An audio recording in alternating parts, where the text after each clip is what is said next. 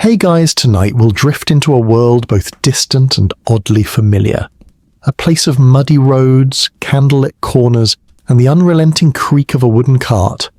Welcome to Boring History for Sleep, tonight's tale, why you wouldn't last a day in medieval times, and more.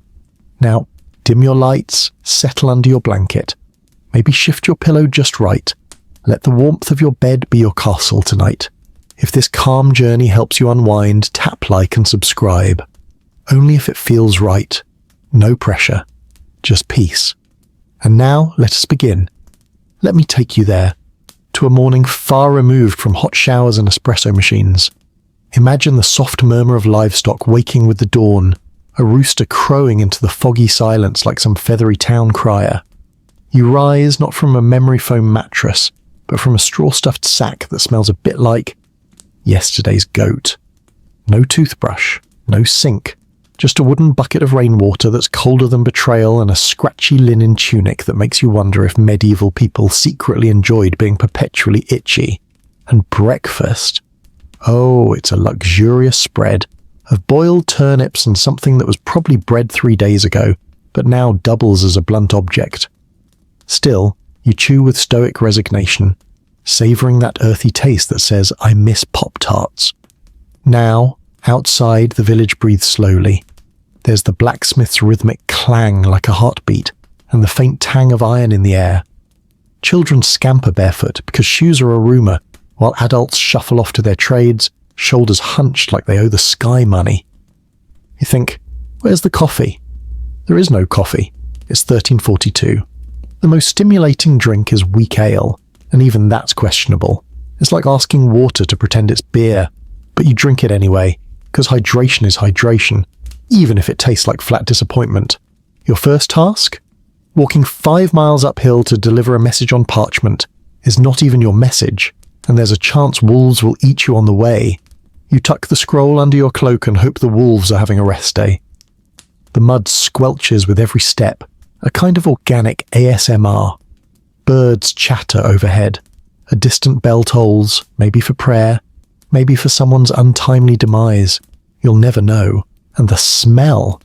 Oh, the delightful cocktail of smoke, manure, and mystery meat roasting somewhere nearby. Every breath is a gamble. Is it stew or something less edible? Now picture this. You're hungry, again. It's only mid-morning and your turnip reserves are running low, so you wander into a tavern hoping for something hearty. The innkeeper eyes you like you're going to pay in teeth. You order the stew. It arrives in a bowl that might once have been clean. The first bite is ambiguous. Warm, yes. Meaty? Possibly. Identifiable? Not at all. Still, it fills your stomach with a kind of sleepy satisfaction. You sit near the hearth, where firewood crackles and embers glow like lazy fireflies. The warmth seeps into your bones, your eyelids grow heavy, but there's no time to nap. A town crier bursts in, shouting something about tithes and taxes, and suddenly you remember. You owe the local lord 12 eggs and a goat. You don't even own a goat. You borrowed one last month, and it escaped during a thunderstorm. It was never the same after the lightning. Now you're a criminal, mildly, but still. You stumble outside, trying to look inconspicuous, blending in with a passing group of monks. They're chanting something soothing. You hum along, pretending to be Brother Gerald. No one questions it. Monks, it turns out, are the original introverts. You fit right in. Eventually you reach a quiet path where wildflowers nod in the breeze. The world softens. A distant flute echoes from somewhere unseen. Maybe it's a shepherd. Maybe it's a ghost. Either way, it's oddly calming. You rest beneath a willow, its branches swaying like slow-motion dancers. The leaves whisper secrets you can't quite understand. A squirrel stares at you like it's judging your life choices. Maybe it is. Night begins its descent. The sky turns lavender, then dusky blue. Stars appear like old friends returning from a journey. You light a tallow candle, the flame flickering like a heartbeat. The world smells of damp earth and wood smoke. And you think, perhaps you could survive this place. Maybe just a day. But then your stomach growls again, and you remember turnips. As we leave that chilly stone village behind, let your thoughts drift to another corner of the medieval table. So here we are again, dear friend, tucked beneath your blanket, shadows flickering on your walls like soft medieval tapestries. Let's take a gentle walk through time, not to the muddy markets this time, but towards sweetness. Tonight, I want to tell you about something rare, elusive, coveted, not a jewel, not a relic, but sugar. Yes, sugar. Now the stuff of lattes and leftover Halloween candy. But in medieval times, imagine it more like stardust. Mysterious, luxurious, and absolutely out of reach for most people. If you were lucky enough to taste it, it was like kissing a rainbow, or biting into heaven with questionable dental hygiene. Let's say you're one of the lucky ones, maybe a merchant, maybe a royal baker, or maybe you bribed someone with turnips, again. You get your hands on a tiny pouch of cane sugar imported from far-off lands like India or Cyprus. The pouch itself smells exotic, spiced, sea-kissed and warm, like it passed through 7 empires to reach your greedy little hands. Now what do you do with this treasure? You bake, or rather you command someone to bake. After all, ovens were not exactly common, and your average medieval kitchen had more soot than culinary finesse. But in a noble estate behind a heavy wooden door, someone is stirring something magical in a copper pot. A concoction of sugar, almonds and rosewater. It's called marchpane. You might know its descendant as marzipan. Only back then, it was shaped into castles, birds, even mini unicorns if the cook was feeling cheeky. You bite into it, and the texture is somehow both crumbly and smooth. It melts, slowly, the rosewater blossoming gently on your tongue like a medieval flower blooming just for you. But marchpane wasn't just a treat. It was a statement, a flex. The medieval version of posting your brunch on social media, except your audience was candlelit and probably covered in wool. Now imagine you're at a feast, a real one, held in a cold stone hall lined with tapestries and torches. There's a roast pig with an apple in its mouth, jugs of spiced wine, and at the end, a sugar sculpture shaped like a swan. Yes, a swan, made entirely of sugar and ego. The guests gasp. A sugar swan, they murmur, adjusting their itchy collars. How utterly decadent.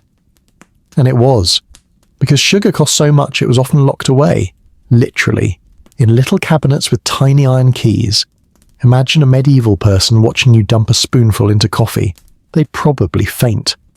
Speaking of fainting, let's visit the apothecary, a shadowy place filled with jars and smells you can't quite place.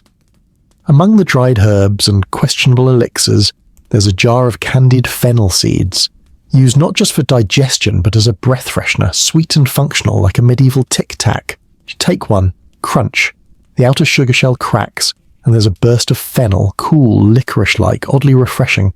You feel slightly more refined, slightly more awake, but not for long, because the room is warm. The candle's flame sways gently, casting amber halos on the walls.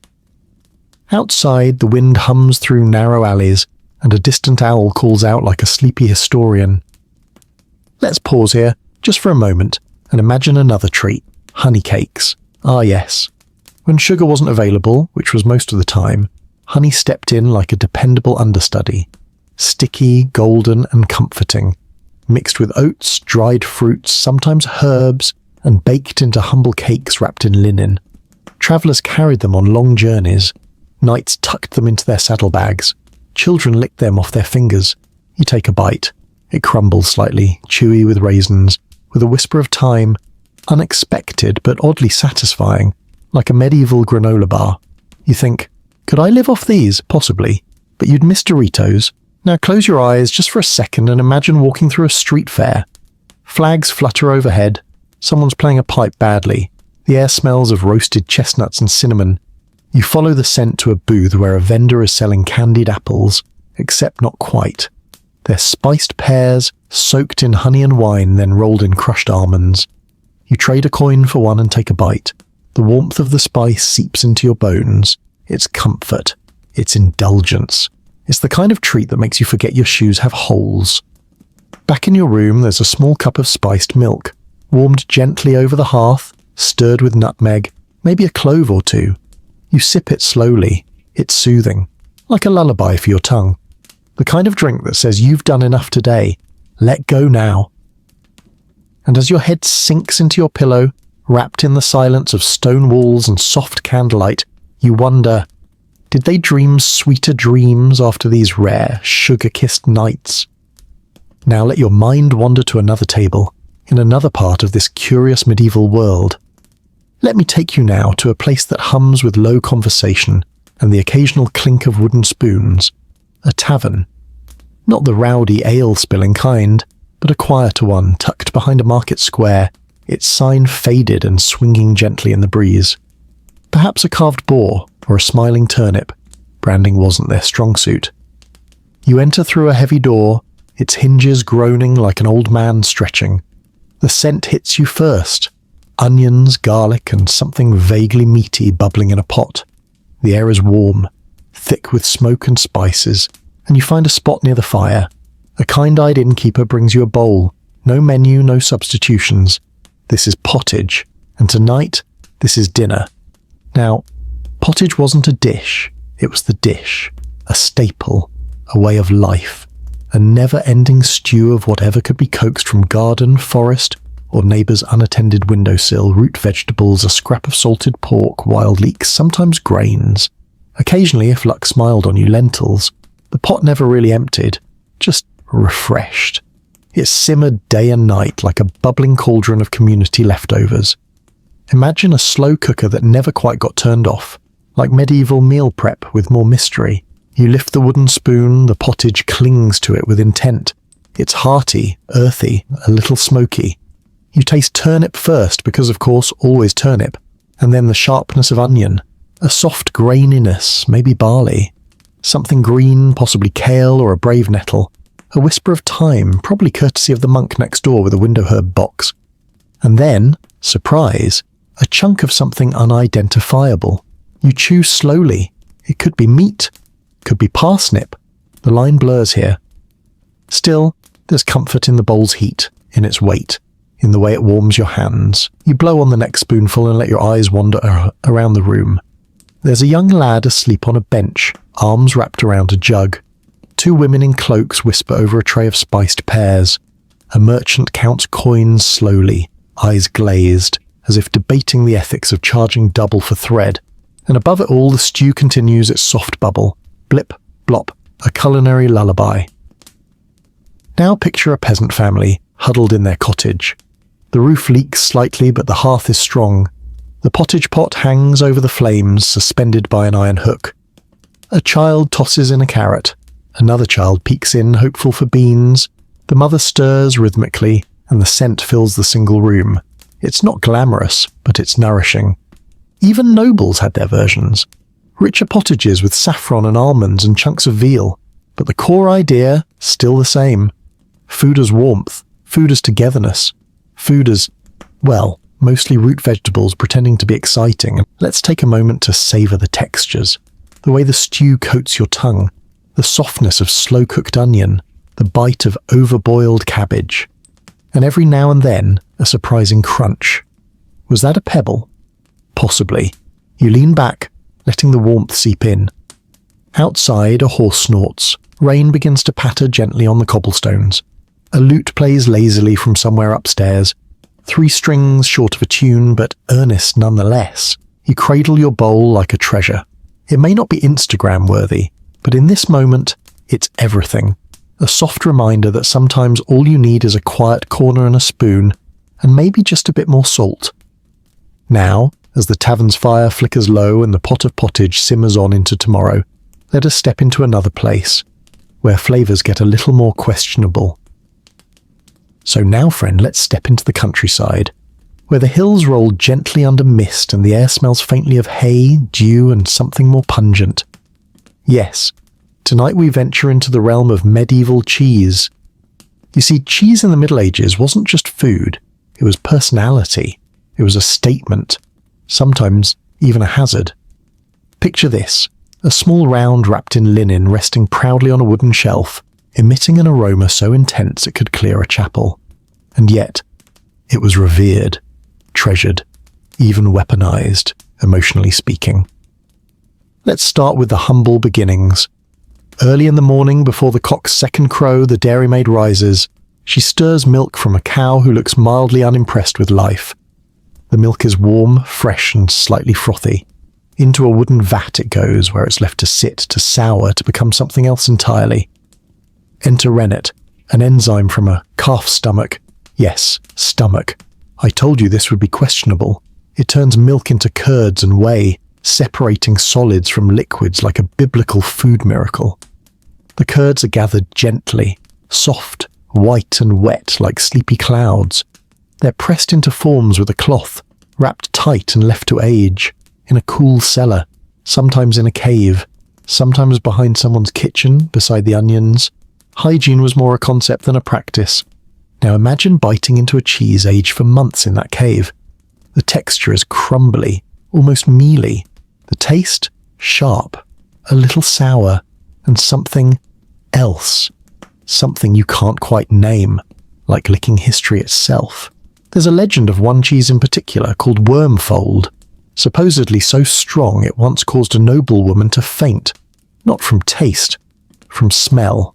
It was served under a silver dome at a feast, and the moment it was uncovered, guests clutched their napkins like battle shields.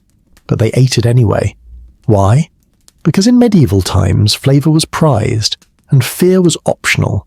Some cheeses were soft and spreadable, made from goat's milk and laced with herbs. Others were hard as stone and could double as a doorstop. One traveller described a cheese so old and dry it had to be soaked in wine before it was chewable. Now that's dedication. You nibble a piece. The outside is rough and dusted with something white and flaky, possibly salt, possibly thyme. The inside is creamy and dense. It coats your teeth. There's a zing at the back of your tongue, a hum, a slightly earthy bitterness, like rain on dry grass. Not bad. There were cheese pies too, early versions of quiche, though you'd be wise not to ask for it by name. Layers of cheese, egg, sometimes chopped leeks or sweet herbs, baked in a thick crust that could survive a siege. You eat slowly, the crust fights your teeth, the filling comforts your soul. And of course there was ale, always ale, because what pairs better with medieval cheese than a drink that tastes slightly like wet bark and dreams? The monks, oh, they knew their cheese. Cloistered away in abbeys, they perfected their recipes over centuries. Imagine stone corridors lined with wheels of ripening curd, while chants echo softly above sacred cheese. Truly, you picture one now, a monk in a brown robe gently brushing a wheel of cheese with brine. His expression reverent, focused, possibly terrified of mould but pretending he isn't. Outside, the air cools, a breeze stirs the grass. In the distance, sheep bleat like sleepy alarm clocks. You're full now, satisfied. Your breath smells faintly of herbs and dairy, but no one minds. You lie back on a soft hill, the ground damp beneath your cloak. The stars emerge, bold and scattered. A wolf howls. Or maybe it's just a farmer singing poorly. Hard to tell from here. And as your eyes grow heavy, you think, cheese is patient. Cheese is strong. Cheese, it seems, might outlive us all. Now, as that last crumb melts away on your tongue, let your mind wander once again. This time towards something sweeter, something unexpected, something jellied. Tonight we find ourselves not in a bustling tavern or a smoky cottage, but within the quieter corner of a noble's kitchen. High stone walls, the gentle flicker of torchlight, and the distant hum of a court musician fumbling with a lute. And in the centre of this kitchen is a pot. Not just any pot. A large brass cauldron gently bubbling, filling the room with the lush perfume of ripened fruit and the faint sweetness of sugar. When they had it, of course. You see, medieval fruit preserves weren't just desserts. They were strategy, status, survival. In a world where refrigeration was just a rumour from the distant future, preserving the bright bounty of summer was a kind of alchemy. Let me paint it for you. You're a kitchen boy, or maybe a scullery maid. Your hands are stained with plum juice, your apron smeared with mashed gooseberries. In front of you, a cook stirs a thick, bubbling mixture with a spoon the size of a canoe paddle. She's humming softly, a tune older than the castle itself. "Keep it from burning," she mutters, never looking up. One blink and the whole batch is ruined. And she's right, because this isn't just jam, it's fruit conserve, or electuary, a word that sounds like wizardry but really means I added honey until this berry surrendered. You take a whiff. The scent is heady, a mix of crushed quinces, a dash of rosewater, maybe a squeeze of bitter orange. The aroma dances in the warm kitchen air, mingling with the earthiness of stone and soot and the faintest hint of damp linen. Spoons clatter. A noblewoman's steward steps in, nose in the air. Is the cherry paste ready for her grace, he asks, like he's demanding a royal decree. The cook nods. Someone opens a wooden cabinet and removes a shallow pewter dish. The paste is poured in, thick, glossy, jewel red. It jiggles slightly, regal, reserved. Later it'll be served on a silver tray cut into delicate squares and offered to guests after a main course of something overly roasted. But here, in the kitchen, you swipe a bit off the edge with your finger. The taste is bold, tart and sweet, sticky, a little floral, it lingers. You wonder if fruit can taste like memories. This one does. Now imagine a feast. Nobles recline at long tables. A jester juggles apples in the corner. The main course has ended, swan, peacock, or something too chewy to name. And now the subtleties arrive. That's what they call desserts. Subtleties. A sweet finale with a flair for illusion. And there on the table, among sugar castles and almond dolphins, is a jelly moulded like a lion. Yes, a lion. Clear quince jelly set in a wooden mould and detailed with saffron and cinnamon. Marvellous, someone whispers. A bit chewy, someone else mutters. You try a spoonful. It's firm but not rubbery. Sweet with a whisper of clove. Your teeth sink in slowly. It dissolves, leaving behind a soft warmth and the vague impression that you've just eaten royalty. Back in the village, of course, things are simpler. No lion-shaped jellies here, but jars of boiled-down crab apples and rose hips line pantry shelves like silent guardians of winter. They're sealed with beeswax and cloth, waiting patiently. On dark, snow-swept nights, a spoonful is added to bread, or porridge, or just eaten by itself, like a kiss from last summer.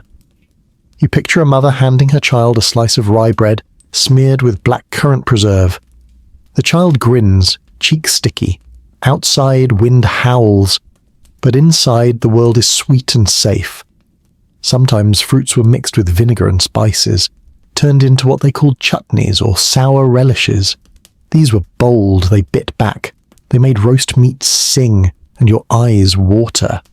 And yet, you kept going, because somewhere in the sting of ginger and mace was comfort. Tonight, beside the fire, you taste a spoonful of pear jelly spiced with sage. It's odd, herbaceous, surprisingly lovely, like chewing on a garden poem. And as the fire dies low, casting long shadows across the walls, you lean back against the wooden bench. The candle flickers. Somewhere a dog sighs in its sleep, and you, dear traveller, drift.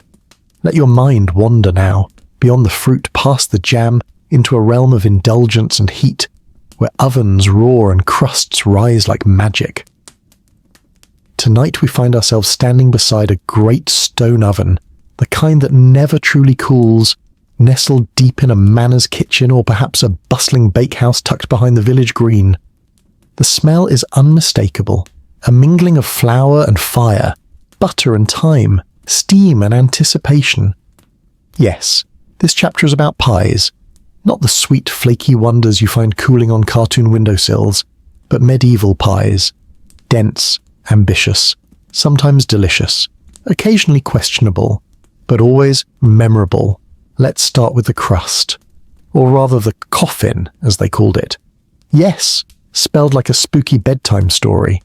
Because medieval pie crusts weren't meant to be eaten, not always. They were bowls made of dough, containers, shields, armour for the questionable treasures within. The flour was coarse, the water lukewarm, and the fat, well, let's just say it came from animals you'd rather not name. The dough was kneaded until it obeyed. It was firm, thick, a medieval Tupperware, if you will. Imagine this. You press the crust into a wooden form, then you fill it, maybe with venison and prunes, maybe with eel and leeks, maybe with a goose's neck stuffed with almonds. Yes, that was a thing. and over the top another layer of dough. It's sealed tight. A small vent cut in the centre, like a whisper hole for steam and secrets. The pie is placed in the oven, a yawning, firelit mouth that breathes heat like a sleepy dragon. It bakes for hours. The crust hardens, the inside bubbles and softens and melds. You watch the firelight dance on the stone walls and feel the warmth on your cheeks. Later, at the feast, the pie arrives whole, a small miracle of starch and ambition. "Open it," someone says. A knife slices the crust, and steam rises like a genie from a doughy lamp. The scent is thick and savoury, spiced with pepper and sage, rich with gravy that trickles out like melted treasure. You take a bite. If it's one of the good ones, it's tender. The meat falls apart. The fruit, if there is any, gives it a brightness. If it's one of the other kinds, well, let's just say you chew with hope. And chew some more. Now imagine the sweet pies. Oh yes, they existed. Pears with saffron and honey, apples with figs and a touch of rosewater, dried dates soaked in wine and baked with pine nuts, exotic, rare, sometimes overspiced, but always meant to impress. One story tells of a pie filled not with fruit, but with people, entertainers, hidden inside an enormous shell who would leap out and surprise the guests once the lid was lifted. This is where the nursery rhyme, 24 blackbirds baked in a pie, gets its odd charm.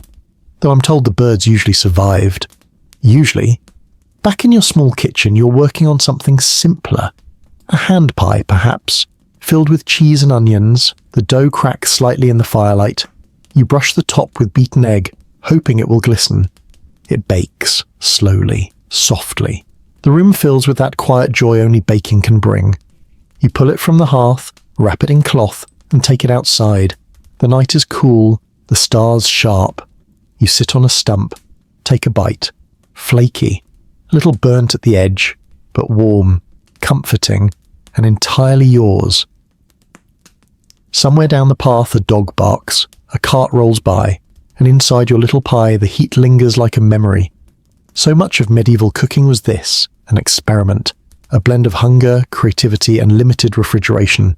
But pies, oh, pies were the canvas of cooks, wrapped in dough, swaddled in spice, glorious little time capsules of the table. And as you finish your last bite, you lean back into the darkness. The oven's warmth still clings to your skin. A soft breeze tousles your hair. The sky stretches endlessly above, dotted with constellations unchanged for centuries. And now, let your thoughts wander, away from crusts and coffins, toward a quiet bench beside a vineyard, where we uncork something mellow, something ancient. Come closer, friend. Settle in by the fire, your blanket tucked just so. Tonight we raise a sleepy goblet, not of champagne or soda or even cocoa, but of mead and other curious medieval potions that warm the bellies of kings and peasants alike. Yes, this is the story of drinks, not the clear, plastic-bottled convenience of today, but of slow-poured, wood-casked wonders. Let's begin with mead, golden, rich, and quietly buzzing with sweetness. Mead was quite simply honey wine, fermented with care, aged in barrels that smelled of oak and thyme, and served in clay mugs that warmed your palms on cold winter nights. You're sitting in a dimly lit hall. The table is long, the fire crackles nearby, and someone's playing a slow tune on a harp. You lift the mug to your lips. The mead is thick, not syrupy, just deliberate. It carries the flavour of wildflowers and wood smoke. Little earthy, little dreamy, a medieval lullaby in liquid form. It warms you from the inside. You smile without meaning to. But mead was only one drink in a curious cabinet of medieval potables. There was small beer, a very weak ale, lower in alcohol than your average soda, and safer than most water. Yes, they drank beer instead of water, because water in many places was more risky than a knight's haircut. You imagine a child sipping their morning brew with a yawn, and realize hydration used to be a slightly boozy affair. Alehouses were everywhere. Laughter, songs, sometimes brawls. The drinks, frothy, often murky but welcome. Ale brewed with herbs, sometimes with eggs, sometimes with moss. It's best not to ask too many questions. You try a sip of dark ale, it's heavy, malty, Little bitter, like someone added bark and forgot to apologize. You don't love it, but you respect it. Now let's talk about posset. Sounds cozy, doesn't it? And it was. A warm drink of milk curdled with ale or wine flavoured with honey and spices. Yes, curdled. Stay with me. It was often served to the ill, or the cold, or anyone having a rough day in a draughty castle. Imagine holding a steaming bowl, watching the curds float gently like little sleepy islands. The scent of nutmeg rises. You take a sip. It's comforting, in a way you can't explain, like warm pudding that hasn't quite made up its mind. But the elite, oh, they had their imported wines, from France, Spain, even the Near East, sweetened with sugar, scented with rose petals, coloured with crushed herbs. You might drink hippocras, a spiced wine that tasted like a melted cinnamon scroll. It was strained through cloth, served in glass if you were rich, and always accompanied by gossip. One noblewoman, legend has it, drank nothing but hippocras for days before her wedding. Whether it brought her bliss or a headache, history doesn't say. Then there was perry, pear cider, apple's sparkling cousin, and mulled wine served hot with oranges, cloves, and maybe a bay leaf or two. You can smell it now, can't you? The fruit, the spice, the heat. Perfect after a muddy walk through fields or a long sit in a wooden pew. And for those truly medieval of heart, there was milk with herbs. Not bad, not great, but earnest, and sometimes served with crushed almonds for that extra texture your mouth didn't ask for. Tonight you're sitting near the hearth again. The mug in your hands is warm. Inside is a mix of honey, warm water, and a dash of ginger. The scent tickles your nose. You sip. Slowly, the fire sighs beside you. Outside, the wind murmurs through the eaves. A barn owl hoots in the dark. The world is wrapped in sleep. And you, gentle listener, are gently buzzed on history. Not drunk, just soothed. Like your thoughts have been steeped in chamomile and memory. So let your mug rest. Close your eyes. The fire will burn a little longer. The alehouse quiets. And now, as your dreams begin to stir, let's slip into the cool, shadowy world of medieval markets, where spices danced and sausages dangled. The sun is just beginning to crest over the village rooftops, painting the cobblestones in soft amber. You wake not to the sound of an alarm, but to the clatter of carts and the calls of merchants already shouting their morning promises into the fog. Yes, it's market day. And here, in the heart of the square, surrounded by timbered stalls and hand-woven awnings, is the soul of medieval life. You rub your eyes, pull your cloak a little tighter, and step into the hum. Let me walk you through it. To your left, there's a woman selling herbs. Dried rosemary tied in bundles with twine, lavender tucked into linen sachets, mint leaves so fresh they almost feel damp. She grins as you pass, her smile missing 2 teeth and full of charm. To your right, a fishmonger. He lifts a trout proudly, scales glittering like silver armour. Caught just this morning, he says, though the smell tells a longer story. You nod politely and move on.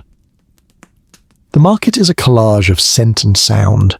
Straw underfoot, rain-softened radishes, chickens in wicker cages, clucking with mild annoyance, children darting through the crowd with sticky fingers and crusty bread rolls the size of their heads. And there, near the centre, beneath a red and white striped canopy, is the butcher. Ah, the butcher. You can't look away. Laid out before him is an array of meats, sausages coiled like medieval phone cords, pig's feet lined in neat little rows, and oh dear, is that a sheep's head? Yes, it is. Grinning, unapologetic, and lightly seasoned with hay. Want a jellied tongue? The butcher asks, lifting a dish as though he's offering a rose. You decline gently. He shrugs and turns to another customer, wrapping slices of blood pudding in waxed parchment. You wonder if you should try it someday. You probably won't. Beside him, a young man turns a spit over a fire, slow roasting what looks like quail or perhaps a very small dragon. The smell is divine. Spiced fat crackles in the flames, and the aroma swirls through the market like a whispered secret. Nearby, a baker is unloading meat pies from a basket. He opens one to show the filling, chunks of beef, turnip, onion, and something else. What's that, you ask? He squints. Could be mushroom, could be heart. It's tender either way. You take one. The crust is warm, the filling savoury, and you decide not to think too hard. You chew slowly. It's comforting in a way that defies logic. Further down the path, the spice merchant beckons. His table is a painter's palette of scent. Saffron, cinnamon, dried ginger, black pepper like pebbles from a distant shore. His fingers are stained with turmeric. His stories, too, are colourful. This, he says, handing you a small pouch, is long pepper, stronger than anything you've tasted, warmer, wilder, good for the belly. You hold the pouch to your nose, it tingles, you smile. He nods like a proud uncle. There's a stall of pickled things next, jars filled with mysterious shapes, onions, beets, eggs, even little green plums that look suspiciously aggressive. You sample one, it bites back. Your lips pucker involuntarily. The woman behind the stall cackles with delight. Good for the digestion, she says. You believe her. Another corner, another discovery. Tripe stew served in wooden bowls. Steam rises lazily. You don't ask what part of the animal it came from. You simply sip. It's warm, salty, slightly chewy. You focus on the warmth. A bell tolls in the distance. The market begins to slow. Merchants settle into rhythm. Children doze in laps. A goat bleats disapprovingly at a sack of cabbage. You wander past a cart selling sweetmeats, confections made from almond paste and sugar, tiny hedgehogs, flowers, even little fish, all crafted with surprising detail. You choose a rose. It melts on your tongue, faintly floral and impossibly delicate. You feel royal just for a moment. And then, the pudding cart. The vendor has a ladle in one hand and a pot the size of a cauldron. He scoops you a bowl of bread, pudding soaked in ale and sweetened with raisins. It's warm, soft and heavy in the best way. You sit on a bench, bowl in lap, watching the sky turn gold above the rooftops. The market, for all its smells and shouts and slipperiness, is a place of comfort, of rhythm, of community. You close your eyes. Somewhere, a lute begins to play. A dog yawns nearby. Your pudding is nearly gone, and as the market fades into the hush of twilight, let us turn the corner once more, toward a feast held not in streets but in halls, where candles outnumber windows. Come now, friend. Leave the muddy boots by the hearth. Tonight we dine where velvet drapes the walls and platters shimmer beneath golden candlelight. Yes, we're entering the banquet hall. Not just a meal, but a medieval event. A show, a flex. The kind of dinner that requires an outfit you can barely breathe in and etiquette that could give you a nervous twitch. Let me set the scene. You've been invited to a noble feast. Maybe a duke's name day, or a treaty celebration, or perhaps just a Wednesday. Nobles didn't need a reason to roast a peacock and call it a Tuesday. The hall is vast. Ceilings arched like cathedral ribs. Banners flutter. Tapestries hang thick on the walls, muffling the wind. Torches cast a buttery glow.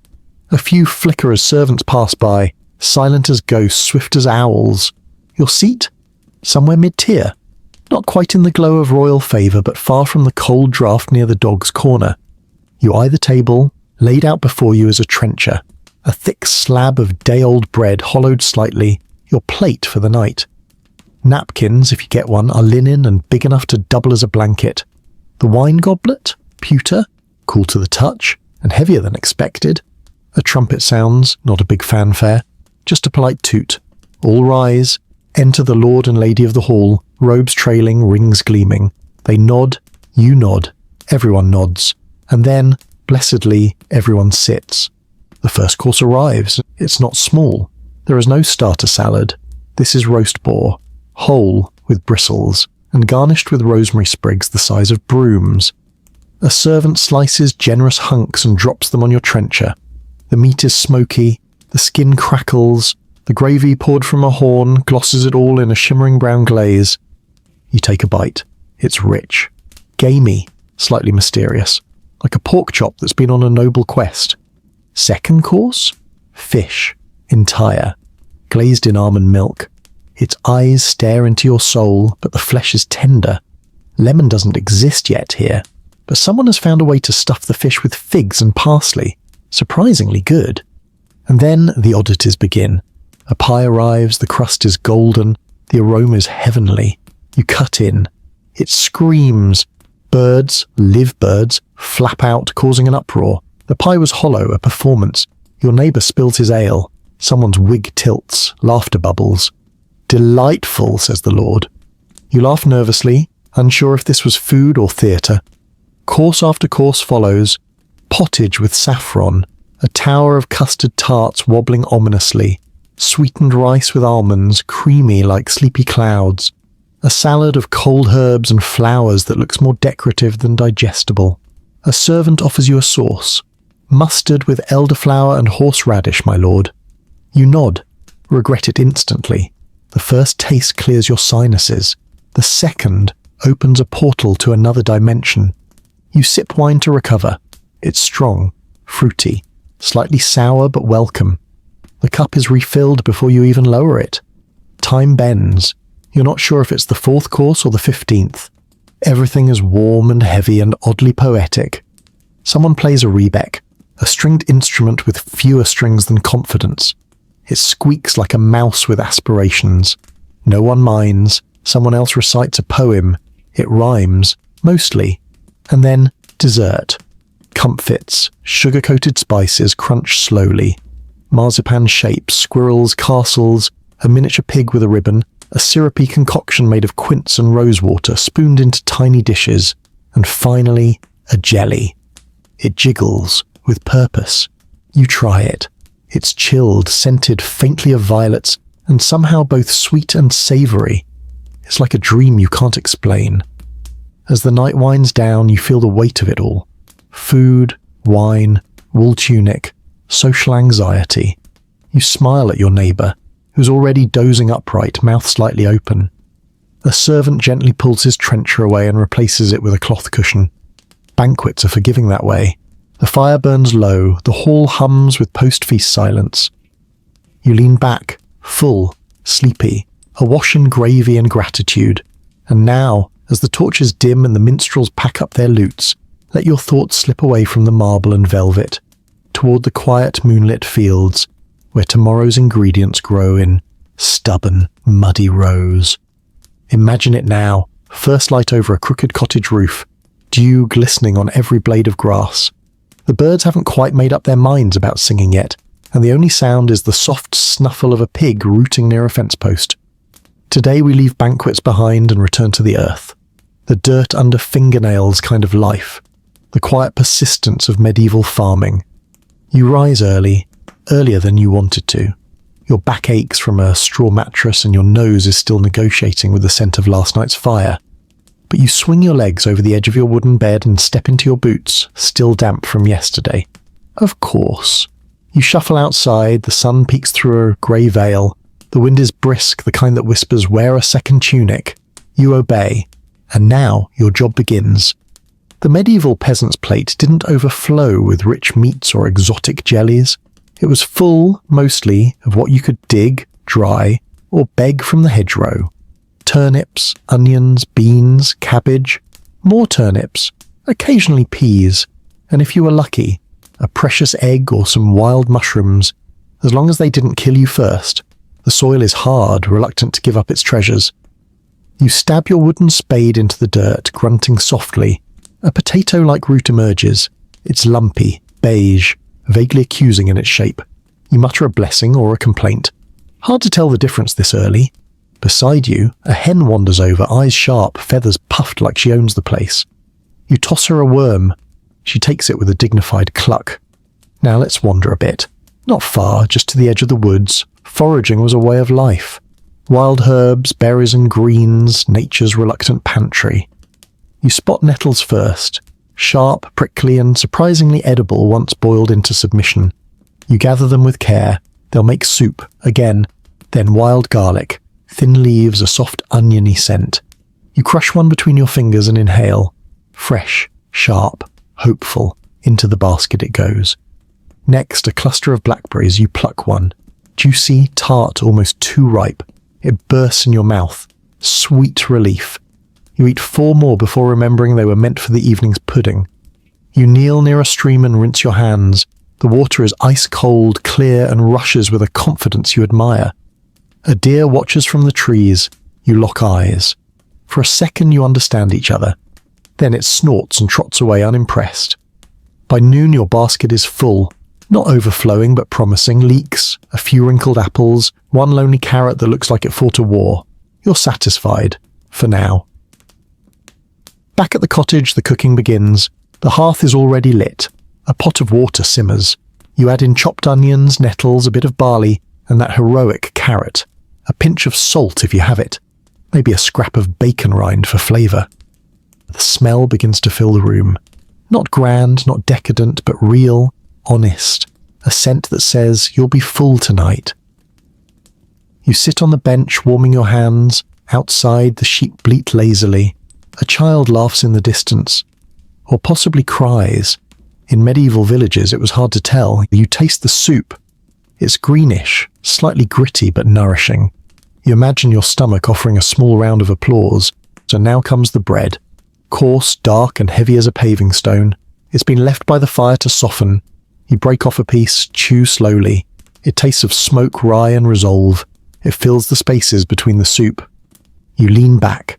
The day is done, but your limbs hum with use. Your face carries the sun's kiss and the wind's whisper. And still, somehow, you feel content. Life on the land was never easy. But in its rhythm, its planting, gathering, chopping, chewing, there was something ancient, something slow and honest, something that lets the mind at last unclench. The fire crackles softly, your eyelids flutter, the pot still simmers. Another spoonful waits if you want it, but you won't need it. Let your thoughts now stretch beyond the fields, towards something strange, wrapped in parchment and sealed with wax. For in the next chapter we open the pantry of potions, powders and peculiarities. Let me bring you inside a room that smells faintly of dust, dried flowers, and decisions made without medical degrees. Yes, friend, welcome to the apothecary's kitchen. Or maybe it's a kitchen that's pretending to be an apothecary. Either way, in the Middle Ages, the line between food and medicine was fuzzy. Tonight we explore the curious little corner of history where treats came with instructions, and maybe a warning. You sit on a stool made of something knobbly beside a crooked shelf lined with bottles. One of them rattles when touched, another leaks something sticky. You don't ask questions. The apothecary, let's call her Mistress Wren, is grinding dried rose hips with a mortar and pestle. Her hands move in circles, slow, steady. You swear the rhythm is hypnotic. Helps the digestion, she murmurs. You nod as if that explains everything. She adds honey, thick, golden, luxurious. The scent wraps around your head like a warm scarf. Then comes cinnamon, just a pinch. Then something called licorice root, which looks like a stick but smells like a candy shop that's also a church. She rolls the paste into tiny balls and dusts them with ground fennel. Electuaries, she says, for the humours and for a sweet tooth. You taste one. It's sticky. It clings to your molars. There's sweetness, yes, but also earthiness, spice, a whisper of something herbal. It's like biting into a scroll written in flavour. Now she hands you another item, a slab of quince paste. Good for the heart, she says, and the spleen, possibly also the knees. It's firm, translucent, shaped into a square and pressed with a wooden stamp. A small sun, smiling. You nibble the edge. It's tart and sweet like fruit that went to university. Medicinal confectionery, she calls it. Back then, sweets weren't just indulgent, they were dosed, prescribed, balanced by ancient texts and a bit of guesswork. Take comfits, tiny seeds, like fennel or caraway coated in layer upon layer of sugar. They crunch when you bite. Popular after meals to freshen breath and balance bile. You chew thoughtfully, wondering if your bile was previously unbalanced. Then there's syrup of violets. Thick, floral, shockingly purple. A spoonful was said to calm coughs, soothe throats, and inspire poetry. Mistress Wren ladles a bit into a ceramic cup and hands it to you with a wink. For melancholy, she says. You sip. The taste is perfumed, gentle, like drinking moonlight through lace. Now picture this. A nobleman recovering from a cold being served a dessert of stewed pears in spiced wine. Not just a treat, an official remedy. To warm the blood, the physician might say. And it did. along with lifting the spirit and giving the servant something sticky to clean. Back on the shelf, there's a jar of candied angelica stems, green, shiny, chewy like preserved celery that made a pact with sugar. You chew slowly. There's a sharpness to it, a brightness, almost like mint but more mysterious. You ask, "What's this for?" Mistress Wren replies, "Oh, everything," she waves vaguely. "Nerves, love, sorrow, gout." Of course. Then she offers a final marvel, druggees, sugar pearls smooth and hard, sometimes gilded, meant to be sucked slowly, an elegant pause after a meal.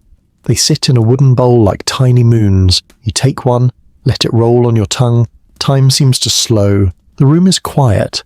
Outside, a gentle rain begins to fall. You hear it patter against the thatched roof, a lullaby in droplets. A candle flickers. Mistress Wren hums an old tune, something soft and strange and older than the stone walls. You exhale, sweetened, settled, somewhere between nourished and cured. And now, as the fire in the hearth sighs and the jars on the shelf lean sleepily in the flickering light, let us turn toward the humbler side of healing, the simple meals shared in monastic silence, where bread broke before words did.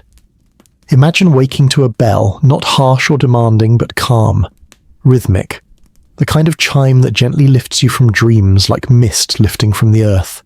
You're in a monastery now. The stone walls are cool, the floor is swept, echoing with quiet footsteps.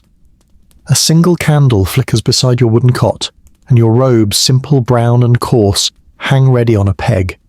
There's no rush here, just rhythm, prayers, work, reading, rest, and meals. Oh, the meals. Not banquets, not feasts, but something even more comforting, predictable, honest. The kind of food that makes no grand promises but never fails to appear. You walk to the refectory, the monastic dining hall. The name alone sounds like it's wrapped in wool. It's early. Light filters in through narrow stained glass. The air smells faintly of flour, wood smoke, and last night's stew. You sit at a long, narrow table. There are no chairs, just benches. The others file in silently, robes rustling like parchment. Heads are bowed. No one speaks, not even a whisper. Only the quiet grace of presence. A monk enters, carrying a basket of bread. Let me tell you about this bread. It's not light or fluffy. It won't squeak when you squeeze it. This is bread born of purpose. Dense, whole, slightly sour, made from rye or barley or whatever grain was grown behind the chapel walls. It's sliced thick. You need 2 hands to hold it. You take a piece. Feel its warmth. Smell the deep, nutty aroma. There's a hint of ash, perhaps from the hearth. A smudge of flour clings to your fingers. You bite. It's chewy, earthy, a little coarse against your teeth, and absolutely grounding. The crust resists slightly before giving way. It tastes like time, like patience kneaded into dough. Beside your plate is a bowl of pottage. Ah, yes, that ever-faithful stew of lentils, root vegetables, and maybe, if Brother Martin was feeling bold, a bit of salted fish. It's humble, warming, nourishing. No one speaks, but the room is far from silent. Spoons clink softly against bowls. A page turns in the corner. The fire in the brazier sighs, and from above, through a small window, you hear doves cooing somewhere in the eaves. There is wine, thin, diluted, more for ritual than revelry, and water, drawn fresh that morning from the well, clear, crisp, like sipping from a silver thread. Sometimes there is cheese, a pale, crumbly wedge, faintly tangy, or dried fruits, figs or raisins pressed into small bundles wrapped in cloth. Rare but treasured. You chew slowly. The food asks nothing of you, it simply is. And then one voice speaks. Not a conversation, just a reading, a passage from a religious text. The words float gently above the table like steam from the soup. Soft, steady, grounding. You listen. Not to understand necessarily, but to absorb like sunlight through stained glass. When the reading ends, so does the meal. The dishes are cleared, the bread basket, now lighter, is carried away, and the silence continues, not as a burden, but as comfort, like a blanket of stillness you didn't know you needed. You walk out into the cloister garden. The herbs are blooming, rosemary, sage, marjoram. each row carefully tended by hands that also turn pages and pray. You sit on a stone bench, a bee buzzes nearby, the sun rises a little more, and your belly, though not full in the lavish sense, is satisfied. There's something deeply restful about this kind of meal.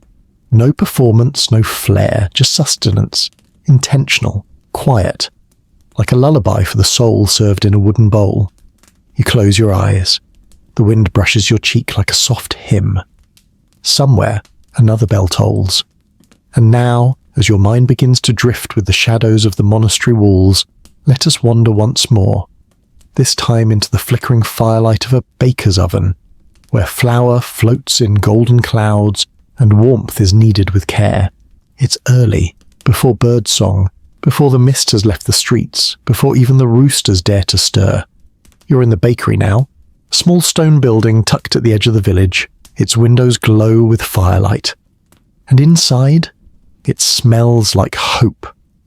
The baker is already there, sleeves rolled to the elbow, his hands dusted with flour like powdered gloves. The air is thick with warmth. Not the sharp heat of a forge, but something deeper, gentler. The kind of warmth that seeps into your skin and says, "Stay a while." You're just in time for the first batch. A wooden paddle slides into the great belly of the oven, pulling out round loaves with golden crusts that crackle softly as they cool. Steam curls upward like a sigh of satisfaction. These are Maslin loaves made from a mix of wheat and rye, sometimes barley. Whatever grain the harvest gave that year, the crumb is tight, the crust is thick, meant to last, not impress, and yet they do, quietly. You reach for one. The surface is firm like the bark of a well-loved tree. You tap it with your knuckles. A soft, hollow sound responds. It's ready. The baker smiles. "A good loaf speaks back," he says, handing you a slice. You bite in. First, the crust. Chewy, toasty, a little sharp. Then the crumb. Soft, slightly sour with a hint of smoke from the oven stones. It tastes of earth, of effort, of time slowed and shaped into something nourishing. He wipes his hands and moves to the next batch. Flatbreads for the labourers. No yeast, just flour, water, salt and heat. Quick, durable, stackable like edible parchment. They'll be eaten with onions and ale by those digging ditches or tending sheep. He helps score the tops of the next loaves with a knife. Crosses, circles, little decorative slashes. Each mark has meaning, baker's signature, superstition, or simply to help the steam escape. Now he shows you the trencher loaves, hard, dry, almost stale by design. These will serve as plates for the tavern stew, soaking up the juices, then handed to the poor or tossed to dogs once the meal ends. Waste nothing. Behind the counter, a girl places small buns on a tray, sweetened with honey, sprinkled with poppy seeds, a rare treat. You lift one and break it open. The smell is soft and floral. The inside is pale and steaming. You nibble. It crumbles delicately. The sweetness is subtle, like a secret, like something whispered in the garden just before dawn. The baker watches you chew, then offers something else, a dense loaf filled with dried fruit and spiced with caraway. "A holy bread," he says, "for feast days and special guests." You taste cardamom, a hint of clove, a raisin sun-dried and chewy. You feel a little blessed. Outside, villagers begin to stir. A farmer in woolen sleeves enters with a sack of barley to trade. A boy, sleep still in his eyes, presses his face to the window, gazing at the buns. The baker wraps one in cloth and passes it to him wordlessly. The boy grins and vanishes. In this place, bread is more than food. It is currency, communion, comfort. It's how neighbours care, how villagers survive, how hunger, when it visits, is never allowed to stay long. You help load loaves into baskets. Wicker creaks under their weight. The warmth radiates outward, filling the bakery, the alley, the day. And as the sun finally crests the horizon, spilling gold across the rooftops, you lean against the wall, arms dusted with flour, your belly full. You exhale, the fire crackles, another loaf is ready, and the baker with tired eyes and steady hands prepares to do it all again tomorrow. Now let your thoughts rest in the smell of fresh bread, and drift with us to the next tale, of fruit that bruised easily, and sweets that waited in orchards kissed by bees. It's late morning now, and the world feels hushed beneath a blanket of early summer warmth. You walk slowly through the orchard, your feet brushing against tall grass still kissed with dew. Overhead, the boughs of plum and pear trees sway lazily in the breeze, their leaves murmuring like pages turning in a sleepy book. The fruit dangles from branches, plump, imperfect, real. This is where sweetness begins. In medieval times, fruit wasn't an everyday indulgence. It was a season, a moment, a reward for patience. You didn't just eat an apple in April because you felt like it, unless you'd preserved one. And even then, it was like opening a jar of time. But today, it's orchard time. You pass under a crooked apple tree. Its bark is rough, like the wrinkles on a grandmother's hand. The apples are small, mottled, slightly fuzzy. You pick one. It smells faintly floral, faintly sour. You bite. The crunch is sharp. The juice is tart.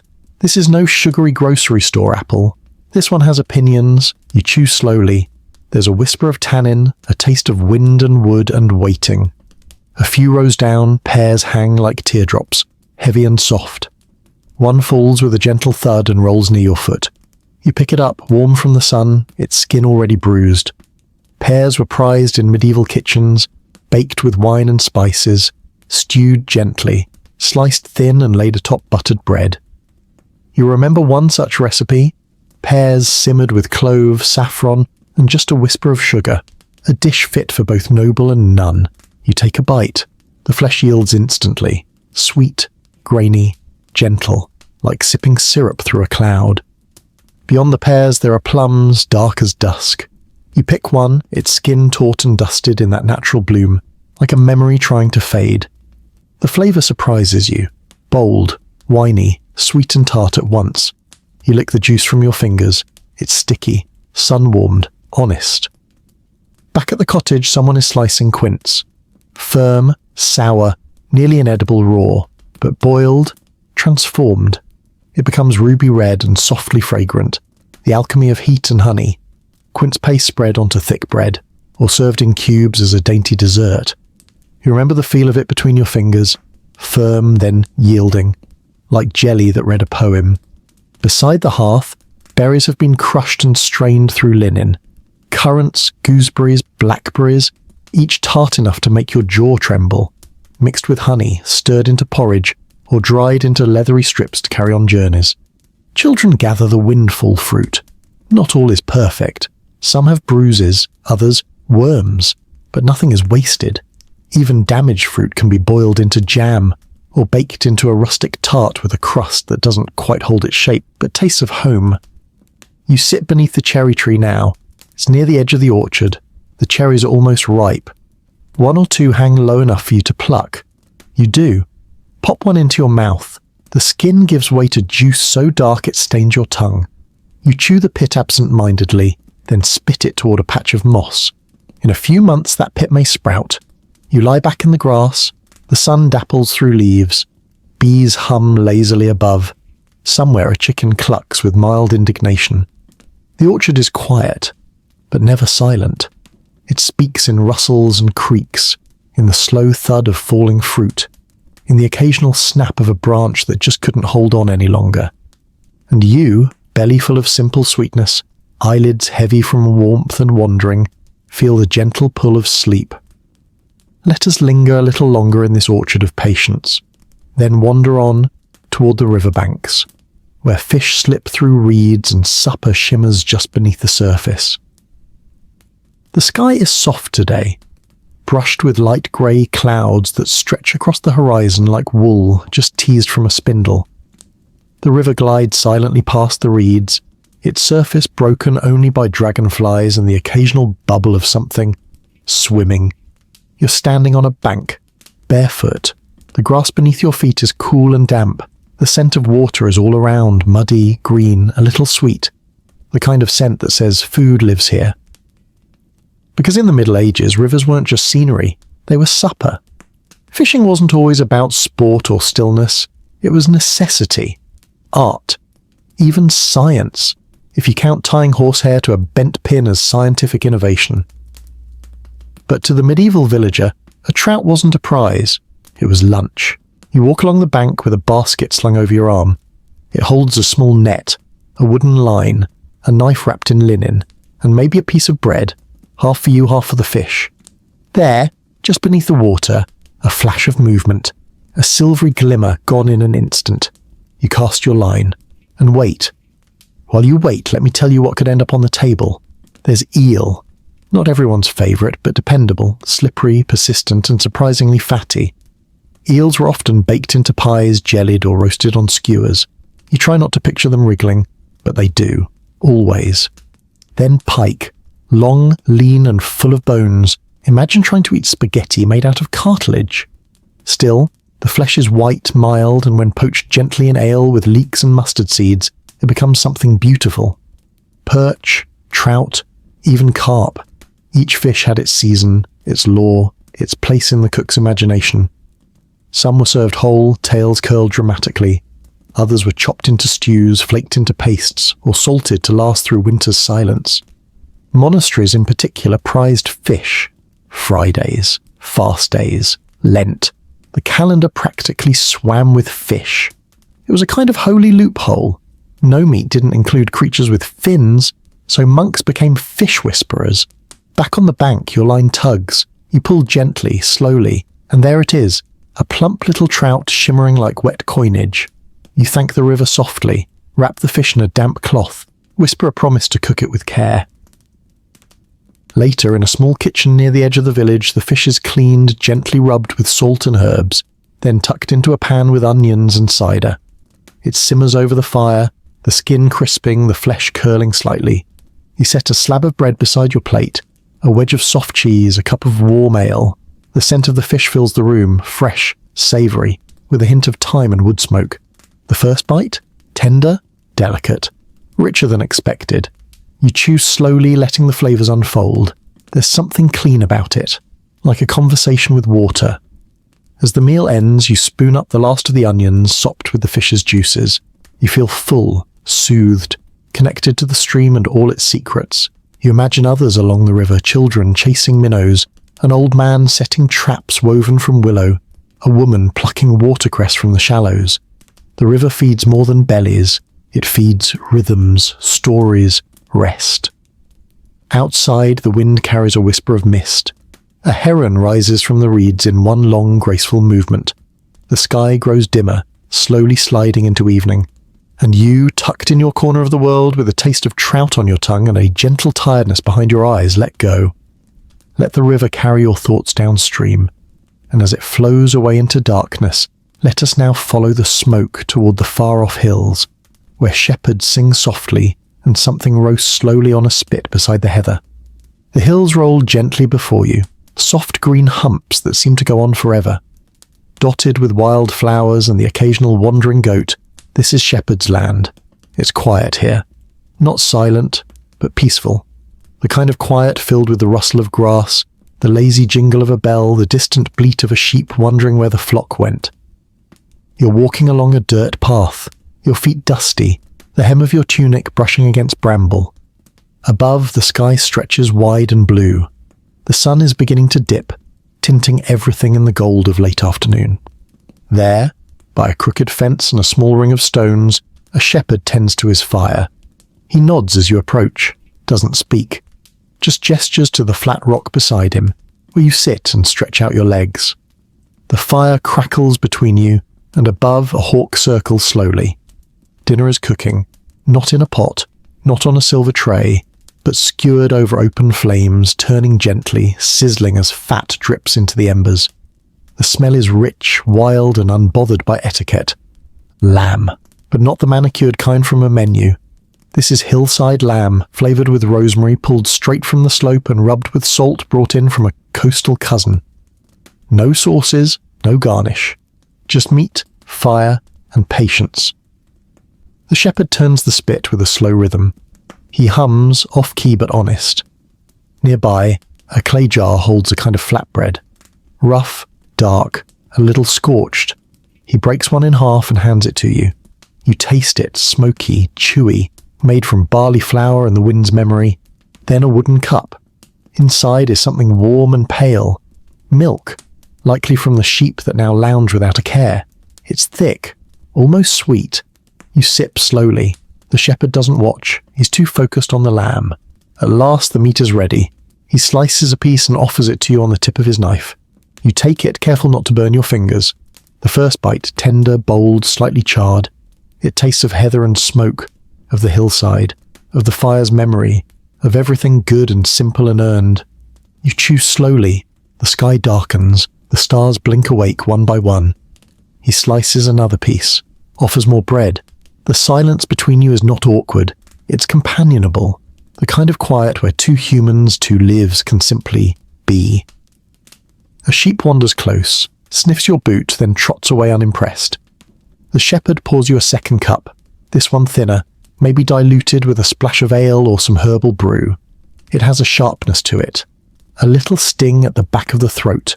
You like it. For dessert, he unwraps something from a linen cloth. Dried figs, slightly sticky. You bite into one. It's sweet, chewy, flecked with tiny seeds that crunch just a little. The shepherd eats his slowly, like a ritual, and then, with bellies warm and the fire now low, you both lean back on the grass. Above, the sky has turned deep blue. The stars shine with that special clarity you only get far from cities. Far from stone halls and kitchens and bells. You close your eyes, the fire cracks one last time, the night is gentle on your skin. Shepherds knew a kind of peace few others did. They lived by the wind, the sun, the wool. Their food was simple but sacred, their songs soft, their sleep sound. As the hillside breathes in and out and the sheep murmur their good nights, let us tiptoe away, down from the highland slopes, toward flickering lights and something just a little sweeter. The kind of treat you'd find only when winter winds howl and nuts roast quietly in bowls near the fire. The cold has crept in tonight. Not harsh, not bitter, but firm. The kind of chill that makes you tuck your cloak tighter and draw your hands into your sleeves. Outside, the branches sway like sleepy dancers, their silhouettes sharp against the moon. You're inside a small cottage now. The walls are thick, the ceiling low, the hearth glows orange, casting flickering shadows on timber beams.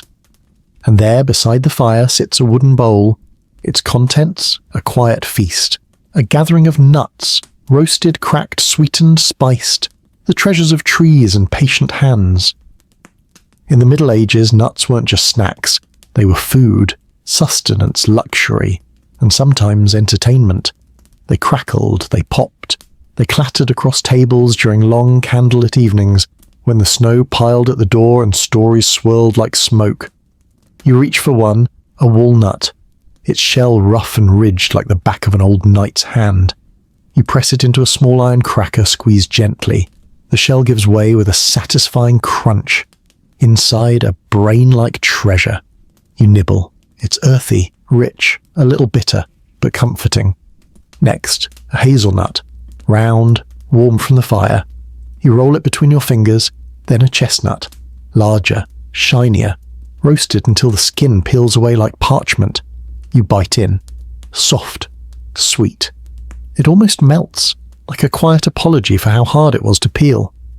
These were the treats of winter, stored in cellars, baskets, and clay jars, shelled by hand one by one, added to stews, breads, and even sweets, if you had enough honey to go around. You sip from a cup of warm spiced cider. Not the bright, crisp kind, but a deep, mulled version, simmered with cloves, a stick of cinnamon, and maybe an orange peel if one had survived December. It's warm. It wraps around your ribs like a second woolen cloak. Now the cook offers a special treat. Candied almonds. Yes, almonds, soaked in rosewater, rolled in honey, and gently dried until they glisten like little treasures. You pop one into your mouth, crunch, then sweetness, then a floral warmth that lingers. In noble houses, such confections were called dragees, served at the end of feasts, often coloured, sometimes gilded, little indulgence to seal the night. But here, by the fire, they're simple, honest, plucked from a jar and shared by hand. There's a plate of dried apple rings too, chewy, tangy, dusted with cinnamon and stored in a pouch since harvest. You bite one and it tastes like early autumn remembered in midwinter. The children sit cross-legged nearby, toasting hazelnuts on long sticks, watching them brown, counting the seconds like a sacred ritual. One rolls into the fire. They laugh. It's a small sacrifice. Outside, the wind sighs against the shutters.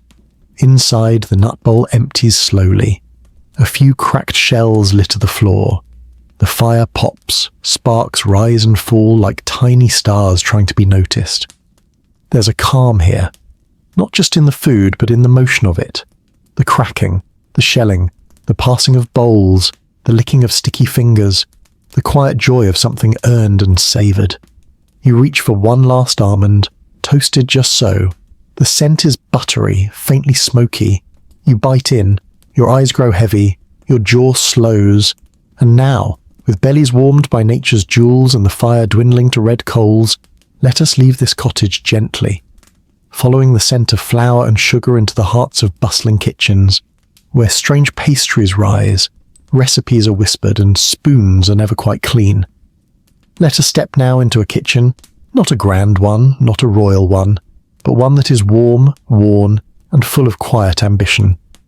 This kitchen belongs to a cook, not a famous one, just someone with flowered sleeves, a quick hand, and the patience to work pastry in a world without timers, thermometers, or non-stick pans.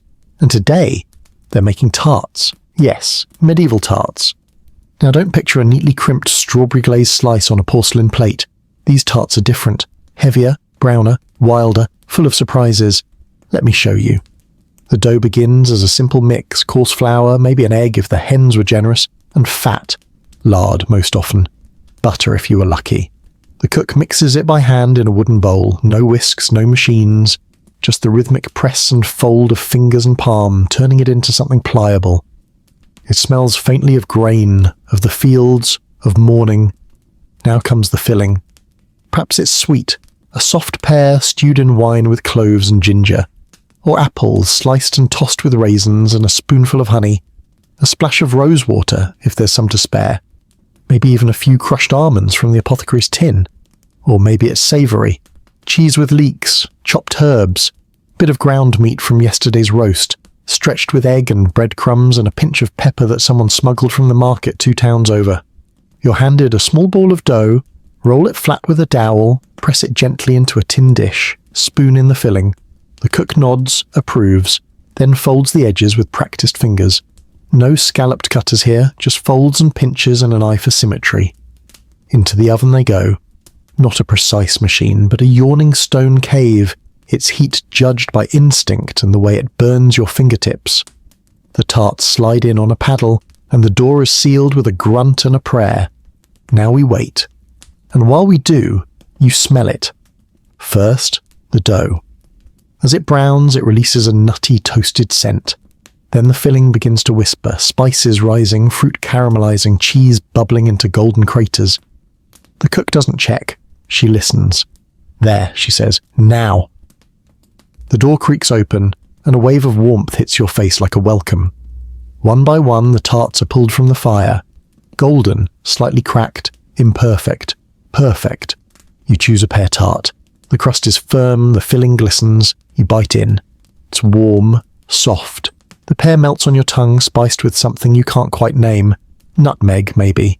The crust holds it all, flaky and just a little chewy. Another bite, slower this time. You chew, breathe, smile. The cook hands you a second, this one savoury. Leeks and cheese. It smells grassy, earthy, bright. You eat. It's creamy, the cheese mild, the leeks just tender enough to yield without a fight. No one says much. The room is quiet except for chewing, soft sighs, and the sound of someone scraping the last bits from the pan with a wooden spoon. In noble homes, tarts were served to impress, embellished with coloured glazes, edible gold, and elaborate crusts shaped like leaves or castles. But here, they are sustenance and comfort. They don't announce themselves, they simply deliver. You lick a smear of honey from your thumb. Your belly is full, the world is warm. Outside, rain taps lightly against the shutters. The cook pours you a small cup of warm milk. You sip. Your eyes drift shut for just a moment. These are the meals that linger in memory, not because of extravagance, but because of care. And now, as the last tart cools on the hearth and the cook hums softly over a fresh ball of dough, let us slip once more into another chapter, where feasts take to the road and travellers dine beneath stars with bread, broth, and the hush of distant wheels. Tonight we leave behind the safety of kitchens and the warmth of stone walls. We set out slowly on a medieval journey. Maybe it's a pilgrimage, maybe a merchant run, maybe you simply needed to go. In any case, your boots are worn, your sack is light, and your supper, well, that depends on the road. The world is vast out here. Dirt paths snake through meadows, forests loom, villages blink in and out of view like dreams with chimneys. You pass oxen carts, wandering friars, men with crossbows and questionable smiles. But tonight there's a clearing, a small fire, a ring of stones, a pot bubbling with something savoury. You didn't expect this kind of comfort from travel, but someone's already cooking. An older woman in a hooded cloak tending the fire like an old friend. She nods at you. No words, just an invitation. You sit. The pot holds broth. Thin, sure, but full of flavour. Carrots, onion, maybe a scrap of ham hock. Definitely garlic. The kind that lingers on your tongue and discourages bandits. Beside the fire, flat stones warm rounds of unleavened bread. They puff just slightly, their edges crisping in the embers. You're handed one. It's hot. You tear a piece. Steam escapes. You dip it into the broth. The bread sops up the flavour. You chew slowly. The broth is thin but hearty, the kind of soup that makes no promises but keeps you standing. Now picture a travelling merchant. He unfolds a cloth bundle. Inside, dried meat, hard cheese, and 2 boiled eggs. No plate, just hands and habit. He offers you a sliver of venison jerky. You accept. It's tough, salty, smoky, a workout for the jaw, but satisfying. Then there's a young pilgrim, eating from a wooden bowl filled with barley and wild greens. He sprinkles a few dried currants over it and stirs. For balance, he mutters. You ask if he's a cook. No, he replies, just hungry. Someone else pulls out a hard biscuit. You knock it on a rock. It sounds like armour. But when soaked in broth, it softens, turns into a chewy dumpling. You marvel at this small miracle. Dessert, if it can be called that, is a shriveled apple, a pear that's more will than fruit, but you bite in anyway. The sweetness is faint but real, little gritty, little grassy, still good. Another traveller shares candied nuts wrapped in cloth, almonds coated in honey and rolled in cinnamon. You take one, it sticks to your teeth. You don't mind. Overhead the stars emerge, bolder here than they are in villages. There's no church bell, no dogs barking, just the soft murmur of coals and the clatter of spoons. You lean back on your pack, your limbs ache, your feet throb, your neck complains, but your stomach, content, because there's something quietly wonderful about food shared in the open. No formality, no recipes, just what's at hand, what's past, what's made do. The old woman tosses a pinch of dried thyme into the pot. The smell lifts, green and sharp. She hums, the fire dances. The world somehow narrows into this one small circle of light and warmth. You close your eyes for just a moment. When you open them, a crust of bread rests near your hand, and the broth is still warm. And now, as the fire burns low and travellers curl beneath cloaks and stars, let us follow the scent of spice, to a place where cinnamon meets pastry and history is dusted in sugar. The world smells different tonight. Richer, warmer, like you've just opened a treasure chest, not of gold or gems, but of cloves, nutmeg, and the kind of cinnamon that curls in sticks like old parchment. You're in a castle kitchen, though it hardly feels like one. The ceilings are high, sure, and there are copper pans hanging in neat rows, but at its heart this place pulses with the same rhythms as any hearth. Fire, flour, fingers dusted in sweetness. A cook moves between tables, trailing the scent of spice behind her like a veil. She's making something special, rare, expensive. The kind of dessert that makes lords sigh and servants sneak extra bites. Spiced tarts. You come closer. She smiles with the corner of her mouth and points to a bowl filled with dried fruits. Currants, dates, figs. All chopped fine, all soaking in warm wine. You smell cinnamon, certainly, but also ginger, and something brighter. Mace, perhaps, or a drop of orange flower water. The dough is simple but sturdy. Flour, butter, water. rolled out with care and pressed into small pans. Each one holds a spoonful of the fruit mixture, then gets a crisscross of pastry strips. She pinches the edges, dabs them with egg, sprinkles a touch of sugar, just enough to catch the firelight. She slides them into the oven, which roars like a dragon's cave. They'll bake until the top's brown and the filling bubbles up in little sighs of syrup. While we wait, she tells you where the spices come from. Not the pantry, not the garden, but from ships, from lands with names that sound like songs, carried in sacks, weighed in ounces, guarded like relics. Cloves from Zanzibar, cinnamon from Sri Lanka, nutmeg from the Banda Islands. All of it more precious than silver, all of it baked into a tart you can hold in your hand. The castle steward arrives to count the tarts. He eyes them like a dragon counts gold. Spices were taxed, tracked, written into ledgers. You nod solemnly and swipe a raisin when he's not looking. Then the oven opens. The scent that spills out is indescribable. It hits you like a memory you never lived. Sweet, earthy, warm. The spices lift in the heat, dance on the air, and seem to wrap around your head like a shawl made of dreams. You're handed a tart. It's warm, still soft in the middle. You bite in. The pastry crumbles gently. The filling is rich, sweet but balanced, each spice revealing itself in waves. First the cinnamon, bold, familiar, then the ginger, bright, energetic, then the dark, almost floral heat of clove. The fruit has softened into something jammy, and the wine has left behind a whisper of warmth. You chew slowly, grateful, eyes half closed. This tart could buy a book, or pay a tax, or charm a lord. But right now, it's just your supper. And while sweet dishes like this were rare for most, they were remembered, talked about, whispered through winters, recreated in humbler kitchens using honey and hedge-picked apples and dreams. Back in the village, someone is boiling milk with a pinch of cinnamon and a crust of bread.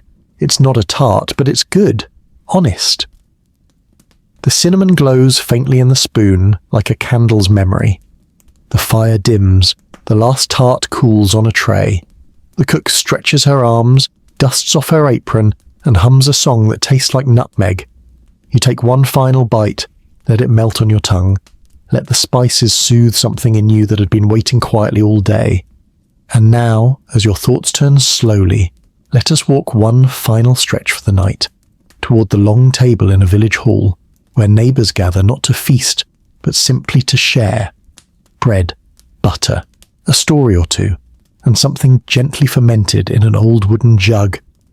The sky outside is deep blue now, star-pricked and whispering with cool night breezes.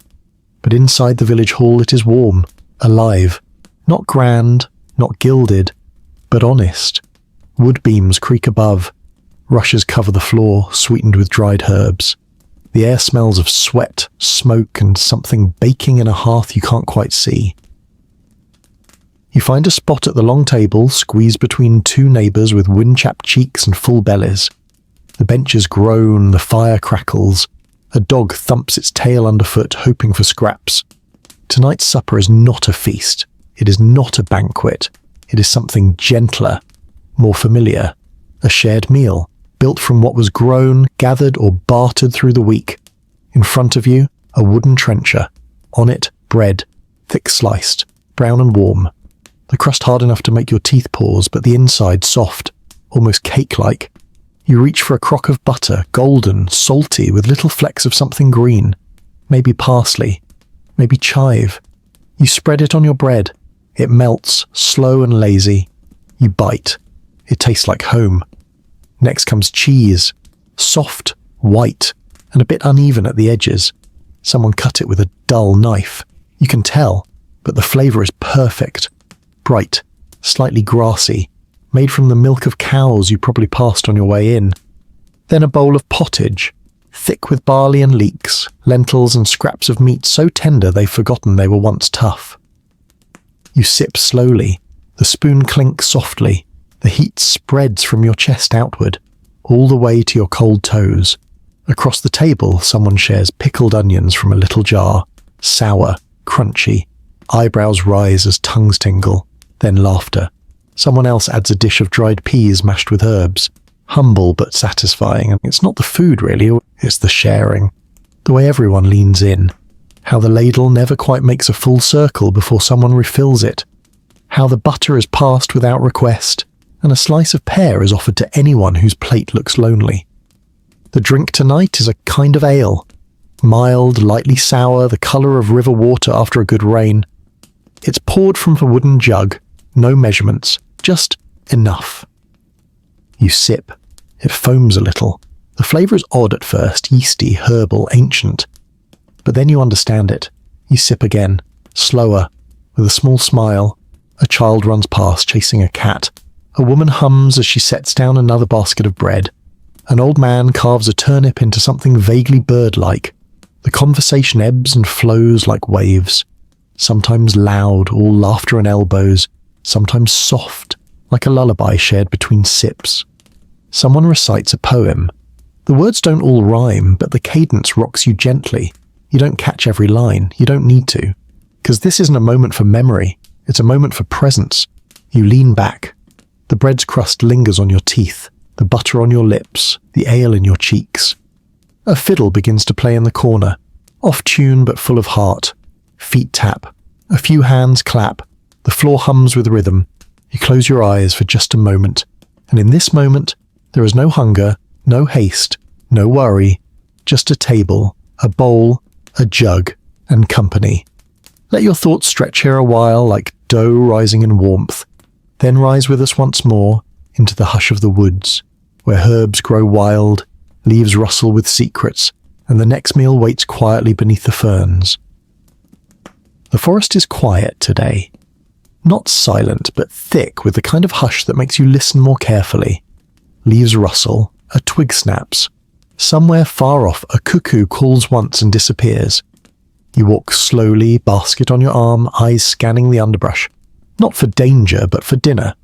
This is foraging, the medieval kind. Not a hobby, not an aesthetic, but a necessity and an art. Every patch of green held possibility, every fern a clue, every root a question. You crouch near a patch of clover, growing alongside it, wild sorrel. Its leaves are heart-shaped, bright green and tender. You pluck one and nibble, sharp, lemon-like. Makes your mouth pucker, then smile. Good start. Nearby there's nettle, prickly, defensive. But oh, the soup it makes when boiled with a potato and a handful of leeks. You cut it carefully, using a cloth to avoid the sting. Into the basket it goes. Then dandelion, leaves for salad, flowers for wine, roots even, for roasting. Bitter, yes, but cleansing, grounding. You run your fingers along the stalks, marvelling at their generosity. And there, a small cluster of mushrooms, peeking like secrets from a mossy log. Brown caps, gilled. You hesitate. You remember the rule, some mushrooms feed you, some fool you, some finish you. These? Best leave them. You smile and walk on, but luck finds you soon, a patch of wild garlic. The scent alone gives it away. You crush a leaf between your fingers and inhale. Bright, green, alive. You gather a bundle, then berries. Not many, the season's near done, but a few blackberries cling stubbornly to their thorns. You pluck them one by one, fingertips stained purple. You pop one into your mouth. It bursts. Sweet, yes, but also tart, like a memory, like a song sung slightly off-key but still beautiful. Back in the village, someone is boiling water over the hearth. You arrive with your basket and lay its contents gently on the table. The cook peers at it with interest, nods once, then the soup begins. A base of onion, softened in fat, then water, salt, the nettles go in, then the garlic, then a handful of barley. The smell rises in swirls, green, grassy, full of promise. Beside the pot, the berries are mashed with honey. Spoonfuls are set aside for spreading over toasted bread, the rest stirred into a warm pudding made from oat milk and crushed nuts. It thickens slowly. You sit near the fire. The soup is ready. A ladleful into a wooden bowl, steam curls up to greet you. You sip. It's green in the best way. It tastes like fields, like dew, like something clean and ancient. The pudding follows. It's thick, warm and sticky with berries. You lick the spoon slowly, then scrape the bowl. The foraged meal fills your belly differently. Not with weight, but with story. each bite a path, each flavour a discovery. You lean back, letting your hands fall to your lap. The cook chuckles, pleased.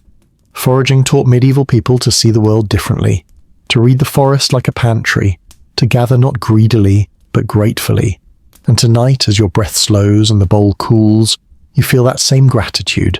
For green leaves, for berry thorns, for garlic that hides and sings. Now let us wander once more into a darker hour, where the moon is high, the night is cool, and the village baker has a final surprise rising slowly in the glow of the coals. You wouldn't expect the bakery to glow this late, but it does. Its single window casts a honey-coloured square onto the cobbled lane, and inside all is still except for the slow rhythm of a wooden paddle sliding quietly into the oven's mouth. This is the baker's quiet hour. The bustle of market day is a memory, the clamour of bread lines gone. But the work, it continues. You step softly into the warmth. It smells like home, like toasted crust and roasted grain and sleep left too long in the oven. The baker stands alone, sleeves rolled, hair tucked beneath a cloth. He doesn't speak but nods at you, then gestures toward a bench near the fire. You sit. Tonight's bake is special. Not for sale, not for nobles. It's a gift. Kind of thanks to the village. A nod to the long week, the cold wind, the hands that harvested and hauled and helped. You watch as he takes a lump of dough from a deep bowl. It's soft, elastic, alive. He shapes it quickly. His fingers practiced, gentle, assured. It becomes a small round loaf. Then another. Then another. Into each he tucks something small, a fig, a few nuts, a sliver of dried apple, a curl of cheese. He doesn't label them. The loaves will reveal their secrets when they're bitten into. Until then, they're quiet surprises. He slides them into the oven. The fire crackles low and steady. Outside, the wind picks up. The shutters rattle faintly, but the warmth inside holds firm. As the bread bakes, the smell deepens, rich, nutty, with something sweet peeking through, perhaps cinnamon, perhaps just imagination. The baker pours you a cup of something warm. Not ale, not wine, just water, steeped with mint and honey. You sip. It calms you in places you forgot were stirred. He opens the oven. The loaves emerge, golden, domed, speckled with flour. Their crusts sing faintly as they cool, cracking softly in the hush. He breaks one. Steam spills out. Inside, bit of soft cheese melted into a pocket. You bite. It's warm, salty, creamy. Your eyes flutter shut. He breaks another. A fig, sweet, chewy, nestled in a bed of soft crumb. The seeds crunch, the bread sighs. Each loaf is its own chapter. The baker sets them in a cloth-lined basket. At dawn he'll leave them, one by the healer's door. One for the widower on the hill, one for the family with too many mouths and too little coin. This is bread as kindness, as quiet ritual, as a way to speak without words. You help tie the basket closed. The warmth seeps into your hands. You feel full, not with food, but with the kind of comfort that only comes from being near something honest. The baker nods to you once more, then returns to kneading. The next batch waits. The fire is still strong. The flour still falls like soft snow. You step outside, the night air kisses your face. The sky is vast and quiet. The moon blinks between clouds. And in the basket under your arm, one extra loaf. You don't know what's inside, but that's the magic. And now, let us walk one last path into the hush of early morning, where the sun peeks over the fields and the memory of meals past carries you gently toward dreams. 24. The sky is no longer black, but not yet blue. It's that in-between hour, where the world forgets itself briefly, where the fields glow silver and the wind speaks only in whispers. And in the stillness of this moment, you stir. You rise slowly, wrapped in wool, your breath a soft cloud in the chilled air. The hearth beside you is dim now, but still warm. Embers glow like sleepy eyes behind the iron grate. And on the table, a single slice of bread, thick, brown, still faintly warm, its crust cracked, its centre soft. Beside it, a bit of butter, slightly melted, and a spoonful of preserves, maybe blackberry, maybe plum. You spread it gently, you take a bite, you chew slowly, There's nothing dramatic in this meal, no spice trail, no banquet, just grain, fire, time, and peace. The rooster crows, distant, half-hearted. The chickens grumble awake. You hear the faint thud of a pail placed on a doorstep. The first cartwheels groan against the frosted earth. Someone hums near a hearth down the lane. A ladle stirs in a pot. A child complains about turnips. Life continues. You sip from a clay cup, thin ale or warm milk or maybe just water with a sprig of mint. You don't remember. It doesn't matter. It wets your tongue and makes your breath slow. You step outside. The village is quiet. Smoke climbs from a few chimneys. The baker's window glows again. The blacksmith stokes his fire with practiced rhythm. A cow lowing somewhere down the hill. And then, like a memory waking up, you recall it all. The sweets with rosewater, the soups thick enough to stop a sword, the cheese that tested your will, the pies, the tarts, the bread baked in silence, the berries picked from dew-drenched bushes, the ale shared at dusk beneath stars that refuse to blink, and above it all, the rhythm of hunger and satisfaction, of patience and fire, of flavors found and made, of meals as stories written one crumb at a time. You walk slowly now, past the tavern where stew still bubbles from last night, past the orchard where pears hang low, past the stream where trout glint like old coins, past it all with your belly full and your heart gently quiet. Because in the end, the meals weren't always grand. They were simple, honest, enough. And you were part of it. The wind rises gently. It tugs at your sleeves like a sleepy child asking for one more tale. But no, this is the last one. Tonight we've wandered long through warm kitchens, cold fields, sweet jams, and savoury stews. We've met monks with cheese, merchants with dried pears, shepherds with lamb, bakers with secrets. We've eaten in silence, in celebration, in laughter. And now, at the edge of the morning, it's time to rest. Close your eyes. Let the bread rise again. Let the pot simmer, the coals hum. Let the cheese age and the wine breathe. Let the next chapter wait until you're ready. 'Cause for now, you've eaten well, you've travelled far, and sleep has been patiently waiting at your side this whole time. May these memories guide you into peaceful dreams. If you drifted off, let me know below. Sweet dreams. Whispering now from boring history for sleep, good night.